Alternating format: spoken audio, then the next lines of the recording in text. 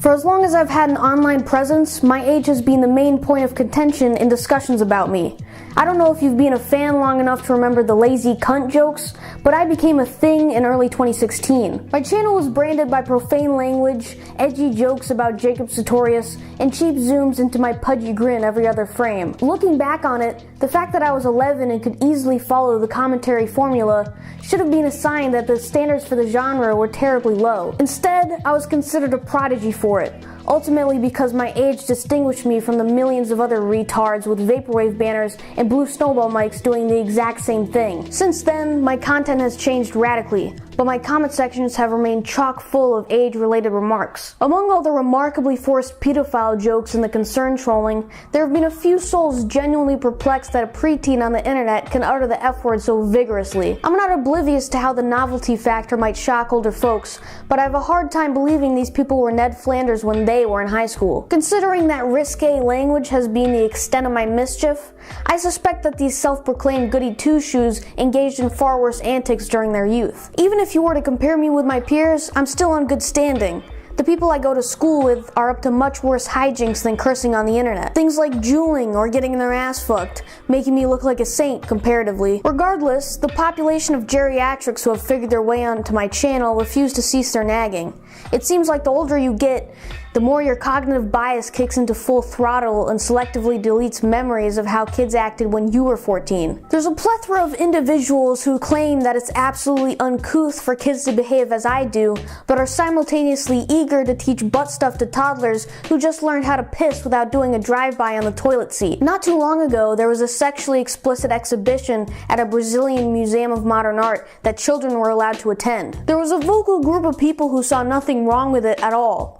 Weirdly enough, those same people didn't hesitate to condemn the Brazilian president for holding a toddler and teaching her to do finger guns. Quite a surprise that the same people who were livid about a toddler doing finger guns did not care one bit about kids being presented with a live wiener. Now, I can already hear you. But Sophia, weren't you just saying we should let you be vulgar? There's a significant difference between protecting your kids from getting dicks shoved in their face and sheltering them from generally innocuous things like swear words. Don't get confused. The people who sexualize children are the same left-wing rationalist guys who come up with increasingly obtuse and elaborate justifications for why it's beneficial to remove gun images from search results. I think that there are problems with access to firearms in the US today. You just yelled "this idiot is on campus," and did. So do you? The male feminists who think catcalls are harassment are the same ones whipping it out unrequested like Louis C.K. If you think I'm jumping to rash conclusions, read the Wikipedia article about the French petition against the age of consent laws from 1977. Do you think it's purely coincidental that the petition was signed by all of the mainline postmodernist guys? Because I don't. Call me a madman, but I have a much bigger problem with teenagers fucking than I do with them playing Doom and cursing. One example of people concerning themselves with my age transpired fairly recently when I appeared on a show called The Kill Stream. It was a great experience overall, but there were, however, a few people acting as if, due to the mere fact that I'm very young, I shouldn't engage with people I admire, simply because they talk about adult stuff on occasion. These are good-intentioned comments and seemingly harmless, but the line of thinking they reflect is the same one that leads to my current situation with YouTube. To put it simply, my comment section has been annihilated. The reason?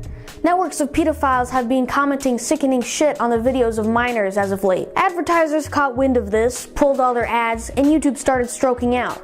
So, as usual, they whipped out their trump card of epileptic policy change and disabled the comment sections of minors within a vague age range. Instead of punishing specific commenters, as any rational fucking platform with any aptitude would, they settled on removing one of the main privileges that young content creators have, and hurting them in the process more than anyone else. Essentially, YouTube has made the assumption that minors across the board are simply mental quadriplegics, unable to deal with any inconvenience whatsoever, and that the company not only has the jurisdiction but the responsibility to step in on their behalf. Listen, I don't want to blow my own trumpet too hard, but I'm not retarded. I'm capable enough to regulate my own little corner of the internet. But just because YouTube believes that young people are incapable of judging what's acceptable for themselves, my videos no longer have comment sections. The way I see it, universally limiting the privileges of all minors on the platform won't even put a dent in the issue. The pedos who jump-started this trend will just continue their operations on Discord. From what I've seen, they've already set up several flourishing communities there that nobody's doing anything about. Also, my last video got age restricted, so I'm technically not allowed to watch my own content either. And I'm not the only person to have trouble with shit like this. You know, it's been a problem for a long time. Like, I've been carded at my own shows, which is ridiculous. You know, I've played shows before, and they haven't let me in because they don't believe that we're actually in the band. And just because, you know, someone's younger, like I said it before, it doesn't mean that if you're younger, I think in the mind of some adults that can't really get that in their head is that kids can be successful too, and they can make their own way. This whole situation symbolizes the odd polarization of viewpoints regarding the treatment of children. People seem to either dismiss with the concept of innocence entirely, consequentially sexualizing children as I described in my last video, or they infantilize young people indefinitely, allowing the juvenile masses to continually extend their childhoods as college attendees. Kids are invited into the sexual world at 14, but when they leave high school are subsidized to cling onto the cradle for 4, 6, maybe 10 more years at university. So, when they finally venture out into reality, the only grown-up wisdom they've attained is how to take drugs and get laid. As someone who advocates for Generation Z as often as they can, I'm particularly unhappy about this. The primary reason that Vapor Boy, my best friend and only collaborator, got a job editing for Anthony Fantano was because of communication that took place in his comment section. He was my age at the time, so he wouldn't have had that opportunity with this new policy. Furthermore, I've seen enough people my age to assure you that Gen Zers have a very interesting and refreshing set of ideas which I foresee being suppressed by this rule. And if you allow me to be a bit conspiratorial, I don't think YouTube changed their terms of service purely out of their concern for the safety of children on their platform. YouTube has a bit of a history with greenlighting disturbing pedophilic content, which you're well aware of if you remember how prominent Spider-Man and Elsa videos became and how long their popularity was sustained. YouTube also had no qualms with hosting CSGO gambling content that displayed a clear priority of preying on children. And let's not forget that Google is paying tens of millions of dollars to executives who sexually assault women and participate in sexual slavery, who, interestingly enough, are the same ones sitting at meetings crying about how sexist Trump is. Don't get me wrong, I'm not saying that literal toddlers are conscious enough to figure out how to delete and report comments. In that case, it's the parent's responsibility. However, YouTube turned my comments off, and I know for a fact that I am capable of regulation, so consider the possibility that they're not motivated exclusively by safety concerns. Jacob Sartorius and Maddie Brapp still have their comment sections, so either these giant channels just slip by the algorithm in a coincidental blunder,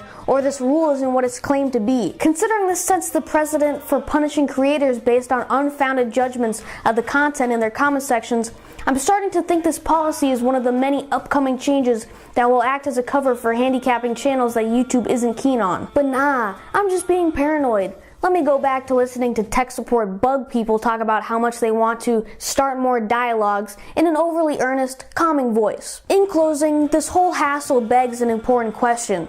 Who exactly is capable to hold the authority of culling content? I'm certainly no fan of outside entities possessing that power, and the bots that YouTube deploys are shitting and farting themselves half the time, so I'd be happy if users were allowed to figure things out for themselves. Also, in light of this new policy, and considering the fact that YouTube keeps demonetizing me, I've decided to open a Patreon account. I know it's the conventional e-celeb move, but I genuinely like to get some financial kickback from the work I put into these videos, especially taking into account the small budget that is being involved in the production of my most recent ones. The link to my Patreon is in the description. People will get rewards that correspond to how much they donate, the whole shebang.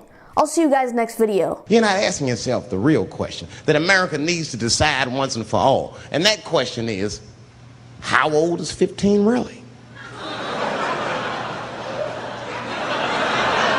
I know I sound mean, and I know what the people are thinking when I'm saying this. Dave, she is only 15.